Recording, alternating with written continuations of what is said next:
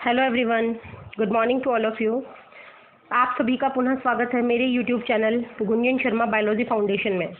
जो लोग चैनल को फर्स्ट बार विजिट कर रहे हैं वो चैनल को सब्सक्राइब करें और बेल आइकन को प्रेस करना ना भूलें ताकि मेरे द्वारा अपलोड किए गए वीडियोस की जानकारी आपको टाइम टू टाइम मिलती रहे।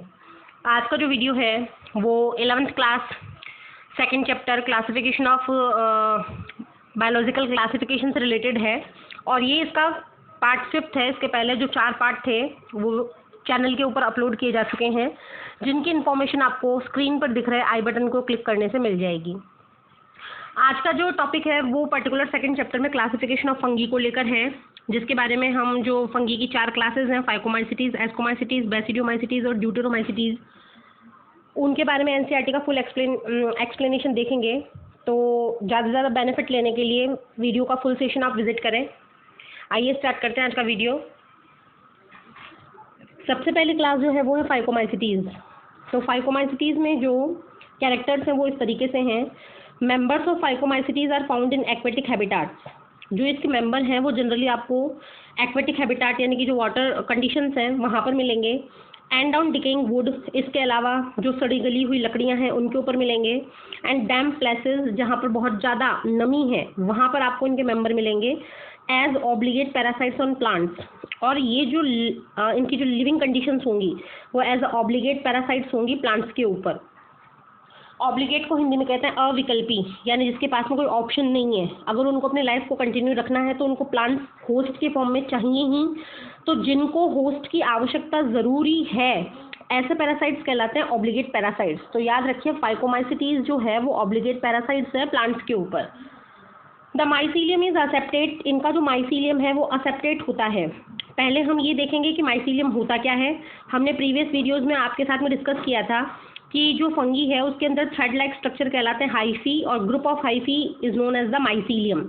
तो जो माइसीलियम होते हैं वो 2 टाइप्स के होते हैं। अगर माइसीलियम के अंदर आपको सेप्टा लाइक स्ट्रक्चर्स दिख जाएं तो वो माइसीलियम होगा सेप्टेट। और अगर ये माइसीलियम जिसमें सेप्टा नहीं है यानी बीच में क्रॉस वॉल्स नहीं है तो वो कहलाएगा aseptate.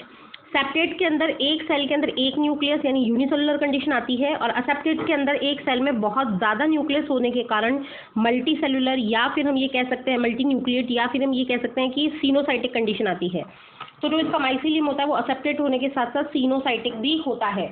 What do you mean by xenocytic? Xenocytic condition is a special condition in which septas are absent in a particular mycelium and single cell have more than 2 types of nucleus.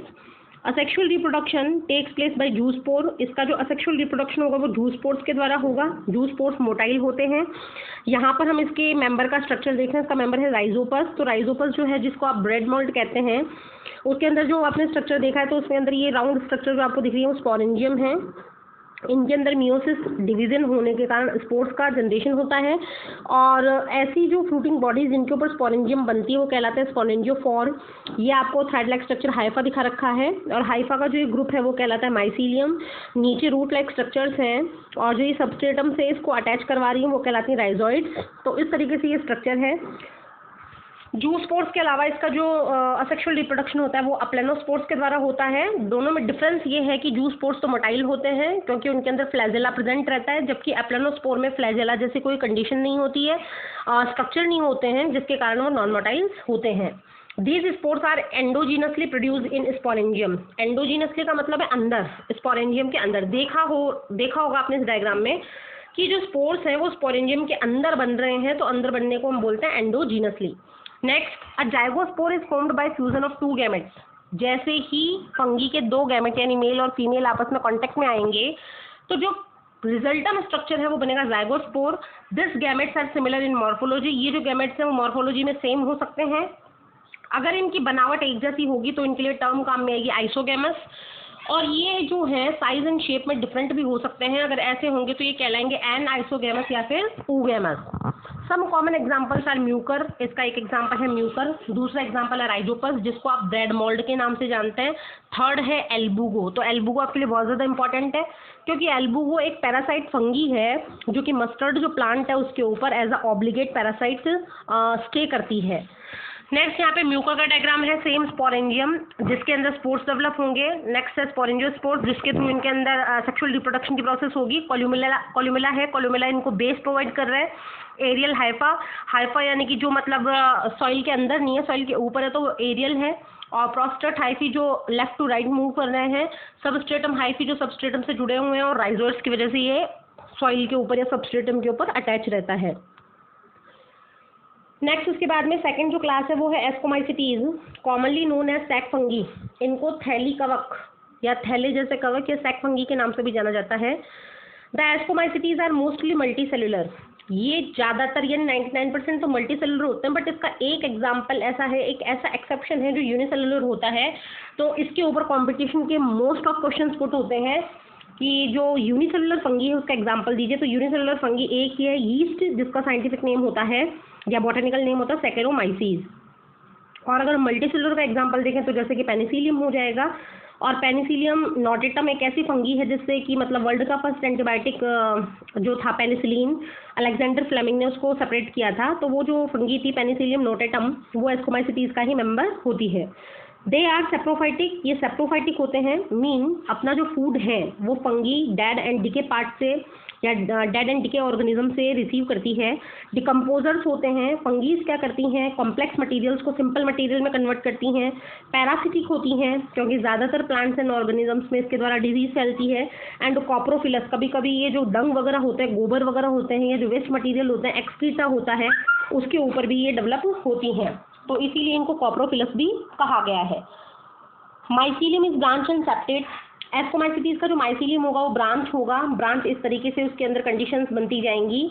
और उसके साथ में ये क्या होगा कि मतलब जो सेप्टेट होगा, सेप्टेट का मतलब इस तरीके से इसके अंदर सेप्टा बनेंगे और हर एक सेप्टा बनने के कारण एक सेल के अंदर एक न्यूक्लियस प्रेजेंट होगा, यानी कंडीशन कैसी आएगी, uninucleate. Asexual spores are conidia, इसके जो असेक्सुअल स्पोर्स होंगे वो कॉनिडिया कहलाएंगे। प्रोड्यूस एक्सोजीनसली, वो एक्सोजीनसली प्रोड्यूस होंगे। ये आपको दिख रहा होगा एस्परजिलस में, ये देखिए इसकी जो स्पोरेंजियम है उसके बाहर की तरफ ये स्पोर्स डेवलप हो रहे हैं। तो बाहर की तरफ जब स्पोर्स डेवलप होते हैं तो वो कहलाता है एक्सोजीनसली। तो इसके जो असेक्सुअल स्पोर्स है जिनको आपने कॉनिडिया कहा है वो एक्सोजीनसली डेवलप होंगे on the special mycelium called conidiophores. और ये जो दिख रही है आपको ये सारी क्या है, येलो कलर में कॉनिडियोफोर्स है। Conidia on germination produce mycelium, जैसे ही कॉनिडिया जर्मिनेट होते हैं माइसीलियम बना देते हैं नया वाला। Sexual spores are called ascospores, sexual spores को हम कहेंगे ascospores, which are produce endogenously, जो अंदर की तरफ डेवलप होंगे और जिसके अंदर डेवलप होंगे उस स्पोरेंजियम का नाम होगा asci. These asci are arranged in different type of fruiting body called ascocarp. तो ये जो एसाइज होती हैं ये अलग अलग फ्रूटिंग बॉडी में बनती है और फ्रूटिंग बॉडी का नाम होता है एस्कोकार्प। इसके जो एग्जाम्पल्स हैं वो इस तरीके से हैं, एस्परजिलस है, क्लेविसेप्स है, न्यूरोस्पोरा है। तो जो न्यूरोस्पोरा है वो कंपटीशन का मेन हिट क्वेश्चन है। क्यों? क्योंकि न्यूरोस्पोरा जो है वो बहुत ज़्यादा बॉटनी के फील्ड में बायोकेमिकल स्टडीज और जेनेटिक वर्क की स्टडीज करने के लिए काम में आता है। तो इसे क्या कहते हैं, Drosophila of the plant kingdom. Most important कीजिएगा, क्वेश्चन इस तरीके से आता है कि विच फंगी या which organism known as the Drosophila of the plant kingdom, तो वो कहलाएगा आपके न्यूरोस्पोरा।